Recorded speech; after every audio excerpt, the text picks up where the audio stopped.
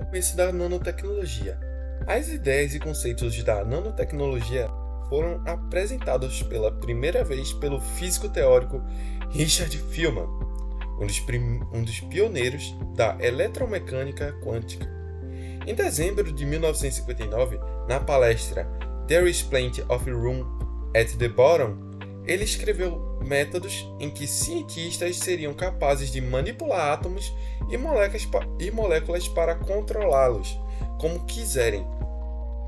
O termo surgiu uma década depois, mas o início da nanotecnologia se deu a partir de 1981, quando cientistas puderam pela primeira vez ver, entre aspas, os átomos usando um microscópio de varredura por tunelamento. Pessoal, antes de falar sobre a nanotecnologia, eu acho bom a gente falar sobre o conceito dela. A nanotecnologia é um estudo e entendimento do controle e manipulação de materiais em escala nanométrica, trabalhando diretamente com átomos e moléculas. Ela é empregada em diversos setores, como medicina, eletrônica, ciência de materiais, engenharia e tecnologia de informação, um dos mais beneficiados por ela.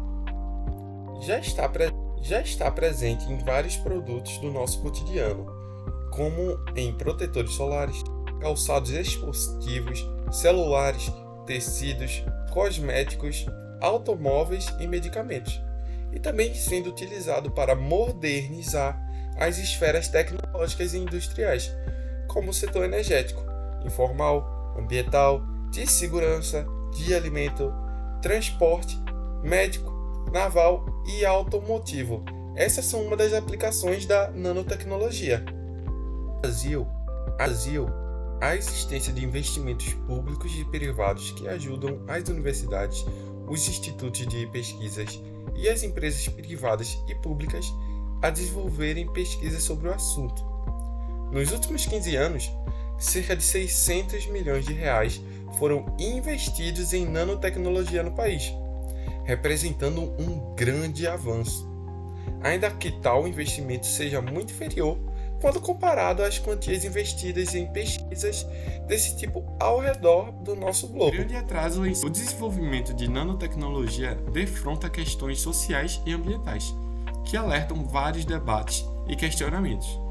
Dentre as discussões, temos as questões em relação à toxicidade, o seu efeito na economia global e os possíveis impactos ambientais que essa tecnologia pode causar, levando à necessidade de uma regulamentação ética para tal ciência.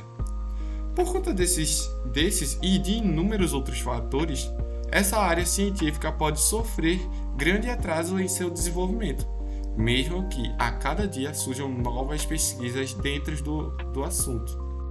Aí, o engenheiro de materiais, em sua formação, tem a capacidade de desenvolver e caracterizar nanomateriais e matérias-primas de ponta, processada pela disposição dos átomos ou moléculas na nanoescala.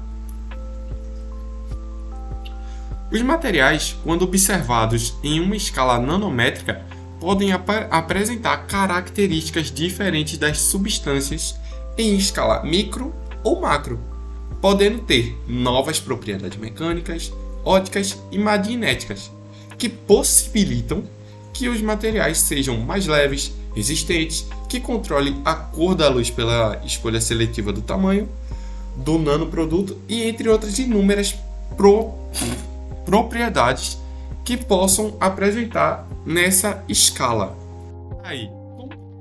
Como a gente pode associar a engenharia de materiais e a nanotecnologia? A nanotecnologia não é uma ciência específica, mas sim um conjunto de técnicas baseadas na física, química, biologia, na ciência e na engenharia de materiais e computação. Sendo assim, tal tecnologia pode se tornar uma ciência base para a engenharia de materiais contemporânea, já que a mesma desenvolve novos materiais através das mais diversas técnicas, rearranjando os átomos e moléculas da matéria, para obter determinada propriedade para a desejada aplicação. Vamos lá, galera, que chegou a parte que vocês mais gostam, que é sobre as curiosidades. Vamos falar um pouco sobre as curiosidades sobre os materiais nanotecnológicos.